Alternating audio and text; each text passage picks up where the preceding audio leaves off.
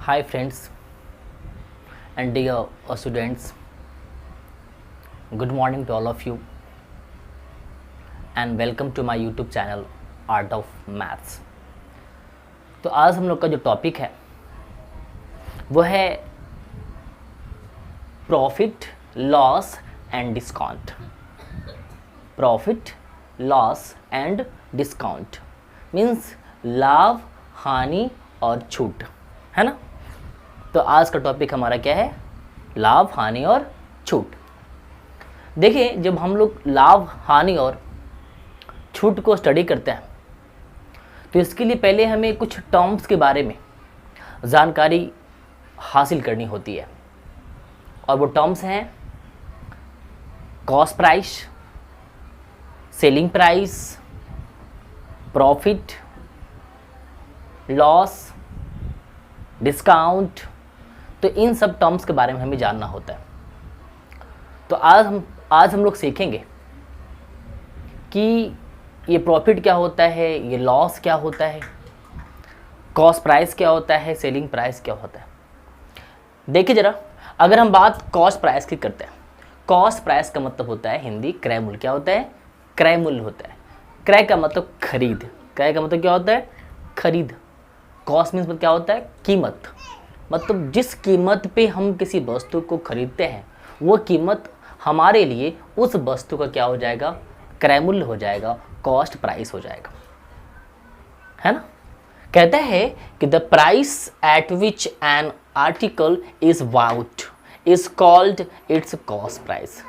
कोई भी आर्टिकल, कोई भी वस्तु जिस दाम पर खरीदी जाती है, अगर हम लोग किसी वस्तु को जिस प्राइस पे परचेज करते हैं तो वो प्राइस हमारे लिए उस वस्तु का क्रय मूल्य हो जाता है।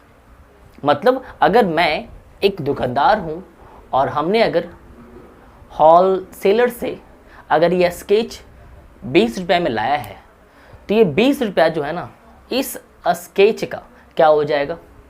कॉस्ट प्राइस हो जाएगा, क्रय मूल्य हो जाएगा। और अगर हमने ये स्केच अपने कस्टमर को 25 रुपीज़ में हमने सेल कर दिया तो 25 रुपी जो है इस स्केच का मेरे लिए क्या हो जाएगा? सेलिंग प्राइस हो जाएगा। मतलब साफ है कि जिस दाम पर हम किसी वस्तु को खरीदते हैं वह दाम उस वस्तु का क्रय मूल्य कहलाता है, कॉस्ट प्राइस कहलाता है। फिर देखिए सेलिंग प्राइस क्या है। कहता है कि the price at which an article is sold is called it's selling price. जिस प्राइस पर कोई वस्तु, जिस प्राइस पर कोई एक आर्टिकल सोल्ड किया जाता है, बेचा जाता है, जिस कीमत पर, जिस दाम पर कोई वस्तु को सेल कर दिया जाता है। अगर हमने ये स्केच 20 रुपये में लाया है और अगर हमने इसे 25 रुपये में सेल किया है तो 25 रुपये जो है हमारे लिए क्या हो जाएगा, या इस पेन के लिए क्या हो जाएगा? सेलिंग प्राइस हो जाएगा। मतलब हमने अगर इस पेन को 25 रुपये में सेल किया है तो 25 रुपया जो है इस स्केच का क्या हो जाएगा? सेलिंग प्राइस हो जाएगा। मतलब विक्रय मूल्य क्या हो जाएगा? विक्रय मूल्य हो जाएगा। फिर क्या करें? प्रॉफिट। प्रॉफिट क्या है? What is profit? If SP of N article is more than it's CP. यदि अगर हमने जिस दाम पर इस वस्तु को खरीदा है और हमने जिस दाम पर इस वस्तु को बेचा है, मतलब अगर हमने इस वस्तु को 20 रुपये में खरीदा और 25 रुपये में बेच दिया तो हमारा जो सीपी है वो 20 रुपया होगा और जो एसपी है वो क्या होगा? 25 रुपया होगा। तो हम देख पा रहे हैं कि हमने इस वस्तु को कितने में खरीदा है? 20 रुपये में खरीदा है। हमने इसे कितने में बेचा है? 25 रुपये में बेचा है ना। मतलब हमने इसे 20 रुपये में लाया है और 25 रुपये में सेल कर दिया। तो ये आपको भी समझ में आ रहा होगा, हर बच्चा समझ सकता है कि अगर हम कम में लाएं और अधिक में बेच दें तो हमें क्या होता है? प्रॉफिट होता है।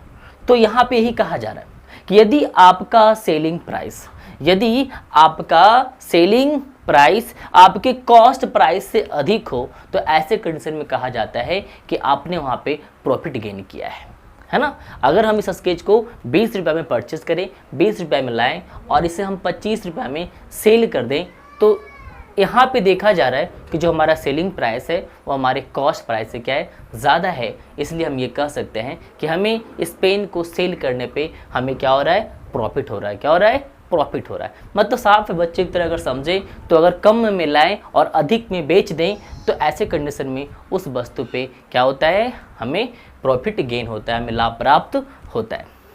फिर क्या करें, लॉस, हानि। हानि क्या है, if SP of N article is less than it's CP। मतलब if SP of N article is less than it's CP, अगर किसी वस्तु का सेलिंग प्राइस, अगर किसी वस्तु का SP उसके CP से कम हो, अगर किसी वस्तु का सेलिंग प्राइस उसके कॉस्ट प्राइस से क्या हो, कम हो, तो ऐसे कंडीशन में ये कहा जाता है कि वहाँ पे बेचने वाले को, सेलर को क्या हो रहा है, लॉस हो रहा है। मतलब आप ये समझें कि यदि अगर आपने स्केच 20 रुपये में लाया है और अगर आपने उसे 15 रुपये में सेल कर दिया है ना, अगर आपने स्केच 20 रुपये में लाया है और आपने उस स्केच को अगर 15 रुपये में सेल कर दिया है, तो यहाँ पे आपके इस व्यापार में आपको क्या हो रहा है, लॉस हो रहा है, घाटा हो रहा है।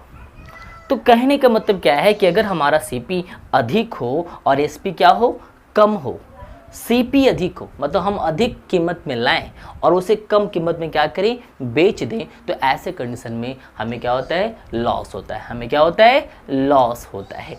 और अगर हम लोग लेस प्राइस में लाएं, अगर मतलब कम दाम में लाएं और अधिक दाम में क्या करें, उसे बेच दें, मतलब अगर हमारा CP कम हो और SP क्या हो, अधिक हो, तो ऐसे कंडीशन में हमें क्या होता है, प्रॉफिट होता है, हमें लाभ होता है। तो आप समझे ज़रा यहाँ पे कि हमें जब प्रॉफिट, लॉस और डिस्काउंट के चैप्टर को पढ़ना होता है तो सबसे पहले हमें वहाँ पे CP means cost price, SP means selling price, profit, loss, कुछ टर्म्स के बारे में हमें स्टडी करने की आवश्यकता होती है। और जब हम इन चीज़ों को बेहतर ढंग से समझ पाते हैं तब कहीं जाकर हम प्रॉफिट, लॉस और डिस्काउंट के चैप्टर को आसानी से समझ पाते हैं। तो देखिए अब क्या है, डिस्काउंट। क्या है, डिस्काउंट। तो आप ये डिस्काउंट भी समझ सकते हैं। आप आजकल जब मार्केट जाते हैं, है ना, क्लोथ्स वगैरह खरीदते हैं, मॉल जाते हैं, सामान खरीदते हैं, तो लगभग सामानों पे वहाँ पे लिखा होता है 20% डिस्काउंट, 30% डिस्काउंट, 10% डिस्काउंट।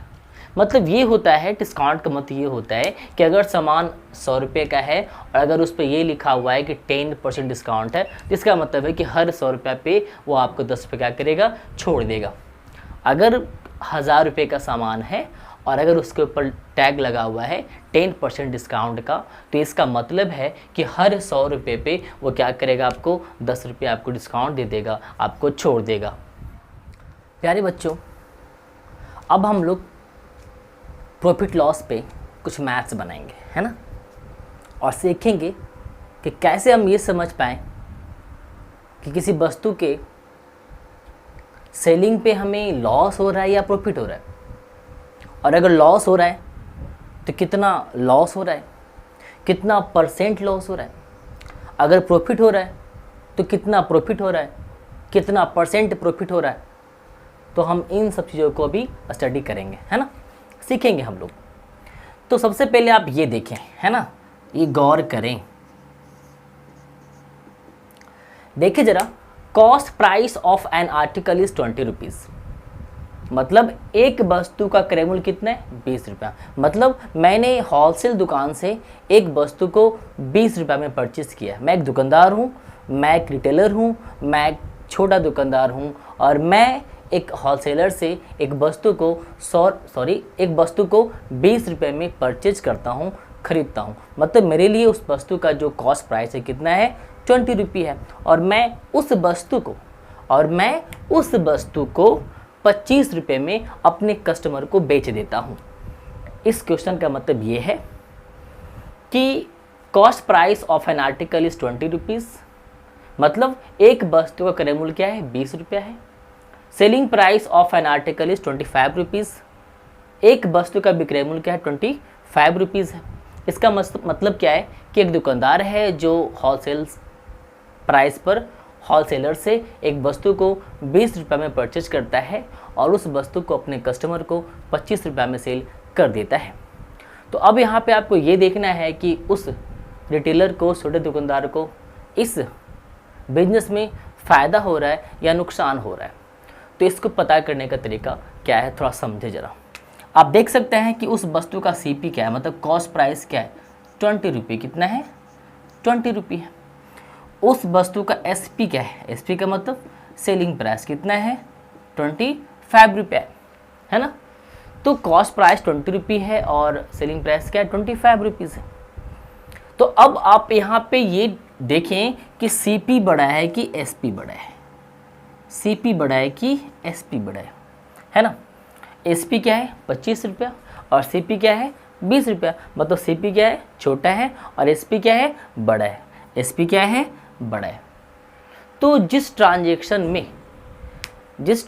में या जिस प्रकार के बिजनेस में अगर आपको सेलिंग प्राइस अधिक दिखाई पड़े, अगर सेलिंग प्राइस कॉस्ट प्राइस से अधिक होता है, तो ऐसे कंडीशन में उस बिजनेस में क्या होता है? प्रॉफिट होता है। अगर यहाँ पे आप देख पा रहे हैं कि सेलिंग प्राइस जो है वो कॉस्ट प्राइस से अगर ज़्यादा है, तो ऐसे कंडीशन में उस दुकानदार को क्या होगा? प्रॉफिट होगा। क्या होगा? प्रॉफिट होगा। तो हम जब ये समझ पाते हैं कि इस ट्रांजैक्शन में क्या हो रहा है, तो इस ट्रांजैक्शन में क्या हो रहा है? प्रॉफिट हो रहा है। तो आप समझ चुके हैं कि क्या हो रहा है? प्रॉफिट हो रहा है। तो आप एक काम करें, प्रॉफिट ढूंढें कि प्रॉफिट कितना हो रहा है ना। और ध्यान दें, जब प्रॉफिट होता है तो प्रॉफिट निकालने का जो फॉर्मूला है वो क्या है? SP minus CP। SP minus CP। पहले आप ये पता करें कि SP बड़ा है कि CP बड़ा है। अगर SP बड़ा होगा तो प्रॉफिट होगा, है ना।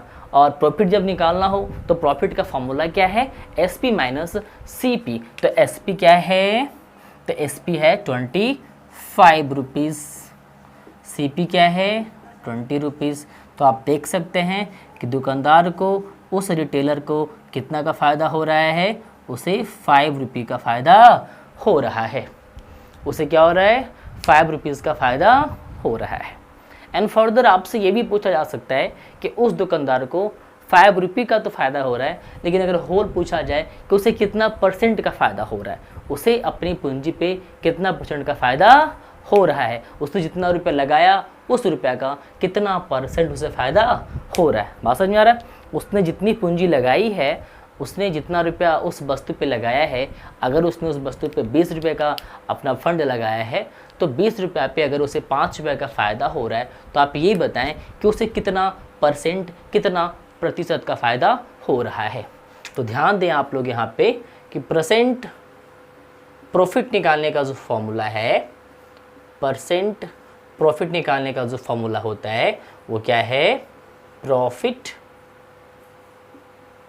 Into 100 upon CP। Profit into 100 upon CP। तो प्रॉफिट क्या आपके पास है? 5 रुपीज़ है ना, इंटू 100। CP क्या आपके पास? 20 रुपीज़। क्या आपके पास क्या है? 20 रुपीज़ है। तो अगर आप 5 को या 5 से 20 को अगर आप कैंसिल करते हैं तो 5 4 जा 20, और अगर 100 को आप 4 से अगर कैंसिल करते हैं तो 25 4 जा 100। मतलब उसको, अगर उसने अपने तरफ से 20 रुपये का अगर पूंजी लगाया है, और अगर 20 रुपया पूंजी लगाने के बाद अगर उसे 5 रुपये का फ़ायदा हो रहा है, तो अगर % में अगर उसका लाभ पूछा जाए तो उसे क्या होगा? 25% का लाभ प्राप्त हो रहा है।